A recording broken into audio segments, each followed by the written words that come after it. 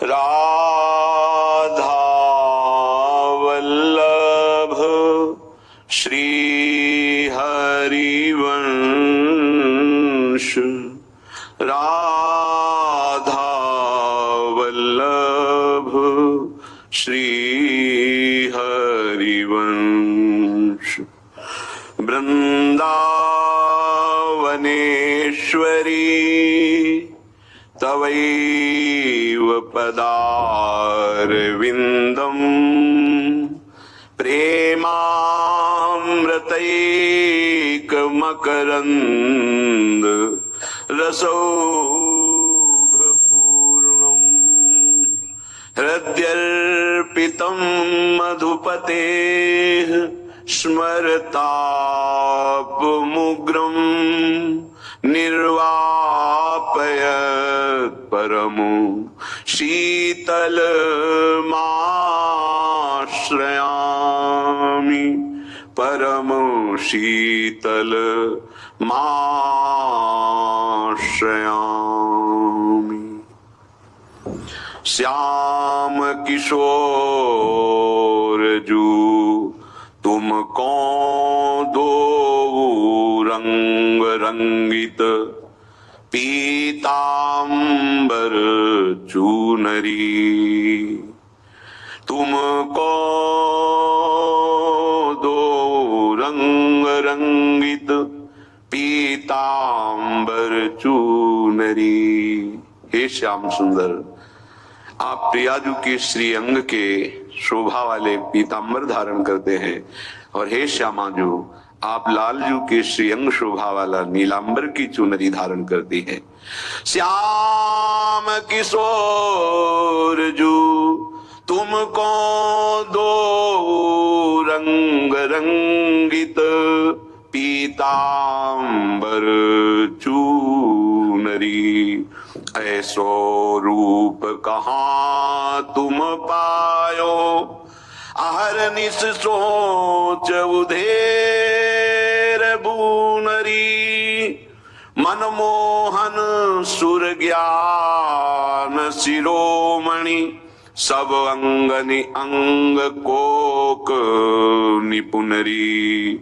श्री हरिदास के स्वामी श्यामा, तुम्हारी विचित्रताई प्रेम सो पायत रस सूनरी। श्यामा तुम्हारी विचित्रताई प्रेम सो पायत रस सूनरी।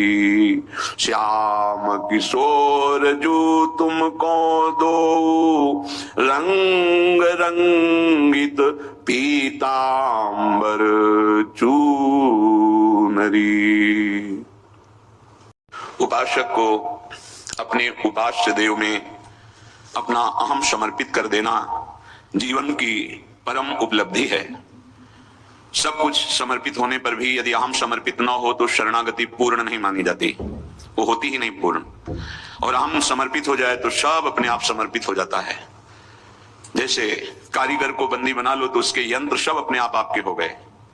ऐसे इस सृष्टि का, जन्म मरण का, मान अपमान के बोध का, दुख सुख का, लाभ हानि का, ये मूल है अहंकार।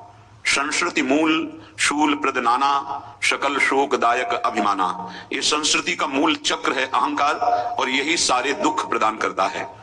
ये जब ज्ञान के द्वारा गलित होकर शुद्ध ब्रह्म रूप में स्थित हो जाता है तो मोक्ष, और जब गुरु प्रसाद से अहंकार गलित होकर प्रियालाल के चरणों में समर्पित हो जाता है तो प्रेम।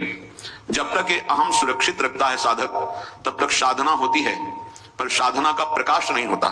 प्रकाश संपूर्ण अज्ञान दुख का नाश हो जाना, एक अद्भुत अखंड प्रसन्नता, अद्भुत आनंद की उत्पत्ति हो जाना, ये नहीं हो पाता। कल एक बहुत अच्छे संत पधारे थे एकांतिक में, उन्होंने बहुत ईमानदारी से प्रश्न किया कि हमारी शरीर की बहुत अवस्था हो गई, हमारा साधन भी बहुत कृपा से, गुरु कृपा से चल रहा है, पर मेरा मन अभी तक वो स्थिर नहीं हुआ, अशांत है और चंचल है। ये खास बात पकड़ने को मिलती है अहम ना समर्पित होने पर। बहुत लंबा समय निकल जाता है, साधन, पवित्र साधक है वो, पवित्र साधना कर रहे हैं, पर अहम सुरक्षित है। अहम क्यों सुरक्षित है? क्योंकि कहीं ना कहीं साधन में त्रुटि हो रही है। क्या त्रुटि? आहार की, अर्थ संग्रह की, शरीर सुख सुविधा की, कहीं ना कहीं। इसलिए अहम सुरक्षित है। जहां आहार शुद्ध होकर साधना होती है, अर्थ के प्रति बिल्कुल अपेक्षा नहीं होती है, शरीर सुख के लिए बिल्कुल कोई चाहत नहीं होती है, अहम गुरु प्रसाद से अपने आप गलित हो जाता है। जिसका देहाभिमान गलित हुआ है वही अध्यात्म की ऊंचाई पर पहुंचता है। भक्ति में दैन्यता, ज्ञान में निरपेक्षता। इतना दैन्य तृणादपि सुनीचेन, तृण से भी अपने को नीचा मानने वाला अहंकार गलित हो चुका है। और निरपेक्ष, संपूर्ण त्रिभुवन से स्थूल शरीर, सूक्ष्म शरीर, कारण शरीर, तीनों शरीरों से निरपेक्ष वो ब्रह्मबोध संपन्न महापुरुष अहंकार रहित होता है। इसलिए उपासक को ध्यान देना चाहिए, चाहे वो गृहस्थ उपासक हो या विरक्त, अहंकार का गलित हो जाना साधना का विशुद्ध फल है। जो जितना दैन्य उतना ही महान भक्त, जो जितना निरपेक्ष उतना ही महान बोध संपन्न ज्ञानी महात्मा। अगर ये दोष महान आध्यात्मिक सद्गुण नहीं है तो उसका ज्ञान ज्ञान नहीं है और उसकी भक्ति अभी रंग नहीं लाई है।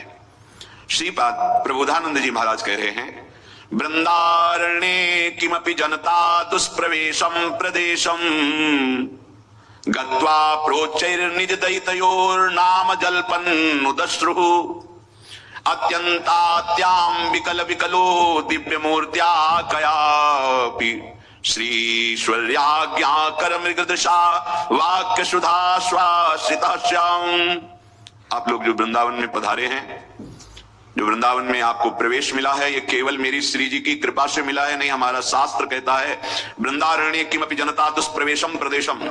ये प्रदेश वृंदावन धाम साधारण के लिए ये दुष्प्रवेश है। यहां कोई अपने बल से नहीं आ सकता, रुपया का बल, व्यवहार का बल, संबंध का बल नहीं। जिनको वृंदा विपिन है कृपाति नहीं की हो है। हरिवंश महाप्रभु कहते हैं श्री राधिका कृपा बिनु सबके मन नगम। श्रीपाद कह रहे वृंदारण्य किमपि जनता दुष्प्रवेशम प्रदेशम। यहां आप अपने भाग्य से नहीं आए हैं, अपने धन बल से नहीं आए हैं, अपने संकल्प बल से नहीं आए हैं। हमारी प्रियाजू ने आपको बुलाया है, सच्ची मानिए। ये धाम कोई तीर्थों में नहीं आता।